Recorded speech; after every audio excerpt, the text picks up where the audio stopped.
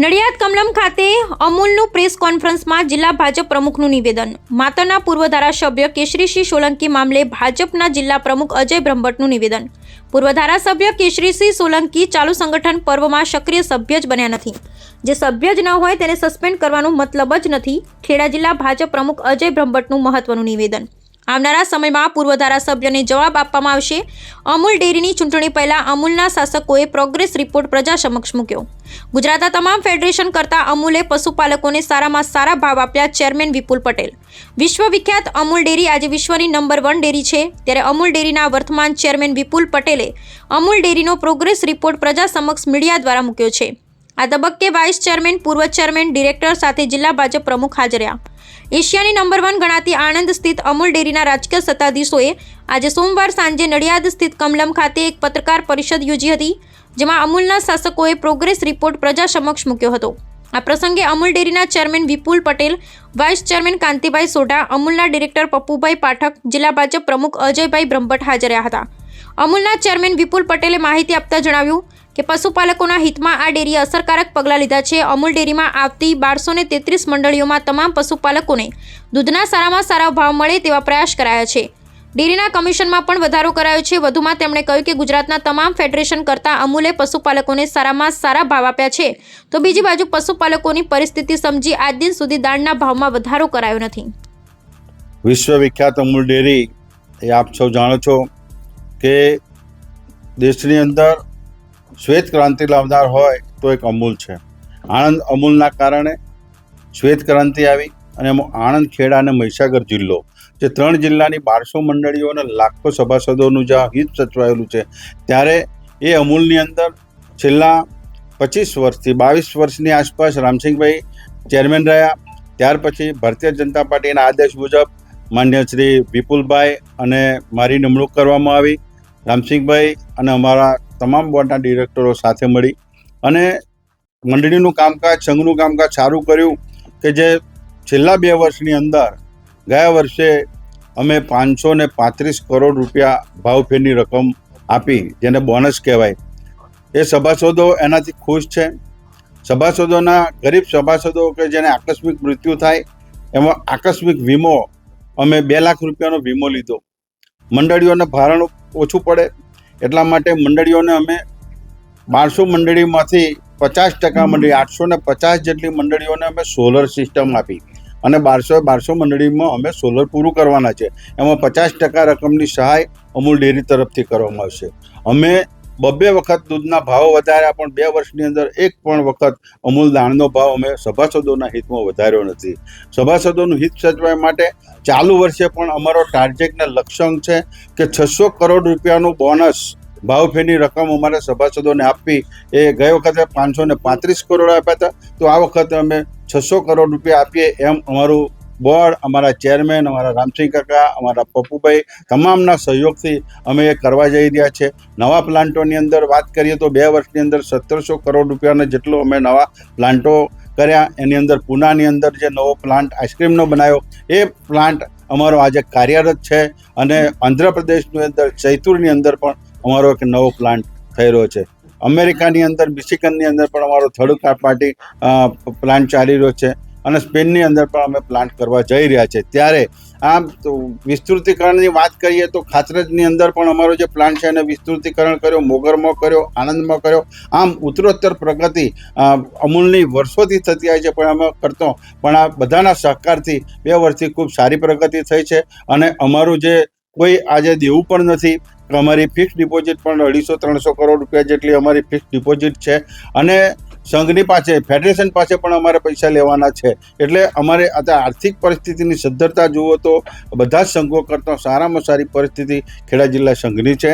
અને આ દુનિયા અને દેશની અંદર જો અમૂલનો વિશ્વમાં જો નામ થયું હોય તો એ અમૂલની ક્વોલિટીના, ગુણવત્તાના આધારે છે. જ્યારે અમારું બોર્ડ, અમારા ચેરમેન, અમારા માજી ચેરમેન, તમામ અમારા સાથી મિત્રો અને બોર્ડના જે સભ્યશ્રીઓ છે એ અમૂલની ગુણવત્તાની અંદર કોઈ પણ કચાશ છોડવા માગતા નથી અને અમૂલનું નામ વિશ્વ સ્તરે આવે એના માટે અમે સૌ સાથે મળીને બધા પ્રયાસો કરીએ. કાંતિભાઈ, અમેરિકાની અંદર આપણી બીજી ડેરી છે કે પહેલી? કે પહેલા વોટરલૂમાં ચાલુ થયેલી? રામસિંહ કાકા, વોટરલૂમાં આપણે ચાલુ કરેલી એ ડેરી કઈ સ્થિતિમાં છે અત્યારે? અમે આ વખતે આ બધા થર્ડ પાર્ટી પ્લાન્ટ છે. આપણો પ્રાઇવેટ પ્લાન્ટ હોય ને, હવે એની અંદર અમે મિચિગનની અંદર જે અમારા થર્ડ પ્લાન્ટ છે. આવા અમૂલ જેવા અમારા 43 પ્લાન્ટો છે ગુજરાતમાં અને બધા બીજા રાજ્યોની અંદર. એની અંદર અમારો પોતાનો પણ પ્લાન્ટ હોય અને થર્ડ પાર્ટી પણ પ્લાન્ટ હોય છે. એવા પ્લાન્ટો અમે કરવા જઈ રહ્યા છીએ. પશુપાલકોને ફાયદો થાય છે? એનાથી અમારા નામથી એક કામ કરે, જેમ ફેડરેશન જે રીતે અમૂલનું નામ ઉપયોગ કરી અને અમને રોયલ્ટી આપે છે, એમાં પણ અમારે જે નફો થાય એની અંદર અમારો હિસ્સો મળે. અને તમામ જગ્યાના પ્લાન્ટોનો નફો અમે અમૂલ આણંદમાં લાવી અને તમામ 1200 મંડળીના સભાસદોને આપવાનું કામ કરી રહ્યા છીએ. હવે તમે તમે જે વાત કરી, જ્યાં નવા પ્લાન્ટ અમે નાખતા હોઈએ ત્યાં નવી જગ્યા અમારા માટે ઊભી થાય, ત્યાં અમે નવું રોકાણ કરવાના બદલે થર્ડ પાર્ટી થ્રુ પહેલા કામ કરાવીએ, અને જ્યારે અમારું માર્કેટ ત્યાં થઈ જાય પ્રોપર, પછી અમે પોતે પ્લાન્ટ નાખતા હોય છે. એટલે થર્ડ પાર્ટી કાંતિ કાકાએ કહ્યું એમ જોબ વર્ક અમે કરાવીએ પહેલા. તો વોટરલૂમાં જે જોબ વર્ક કરાવે સક્સેસ ના થયું?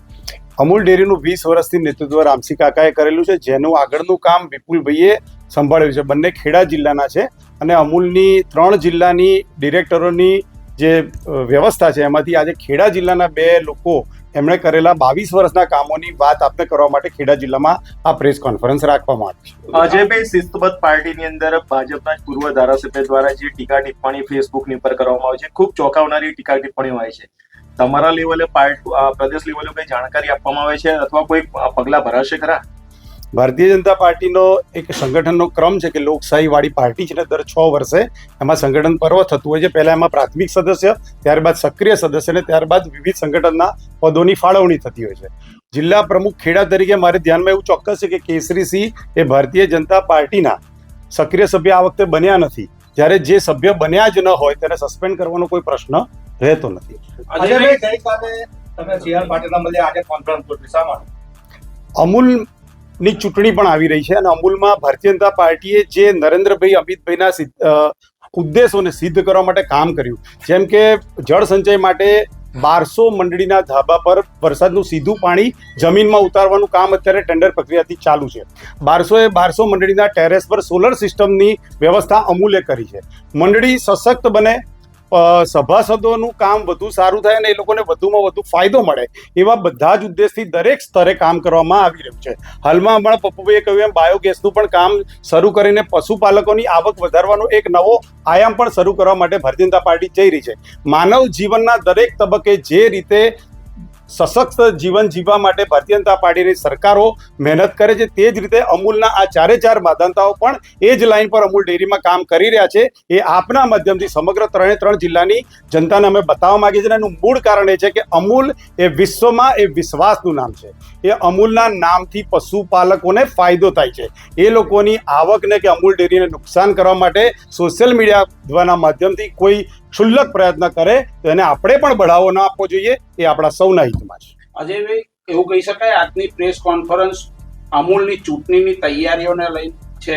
સામાન્ય રીતે એવું બનતું હોય કે તમે શાસન કરો ને શાસનનો પૂરો થવાનો સમય આવે ત્યારે તમે તમારું પ્રજા આગળ સર્વેયું મૂકતા હો છો.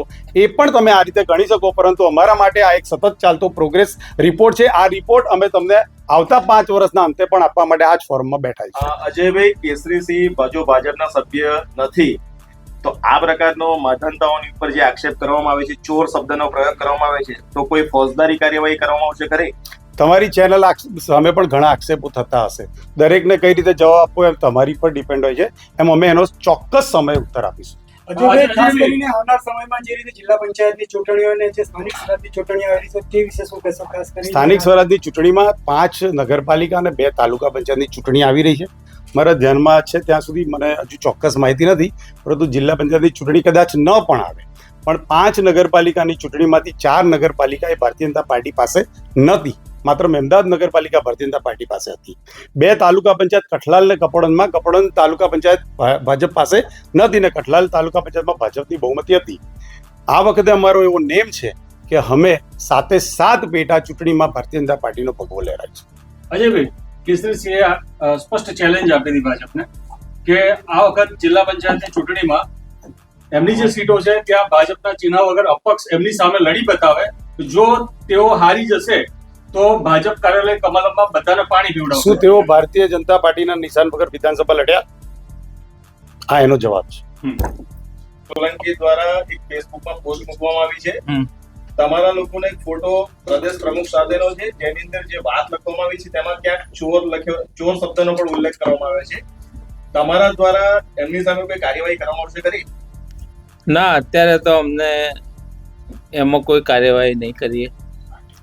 પાર્ટીનો પ્રશ્ન છે, ઓપન ભાજપની વિરુદ્ધ બોલે છે, ફેવરમાં બોલે છે, એ પાર્ટીનો પ્રશ્ન છે.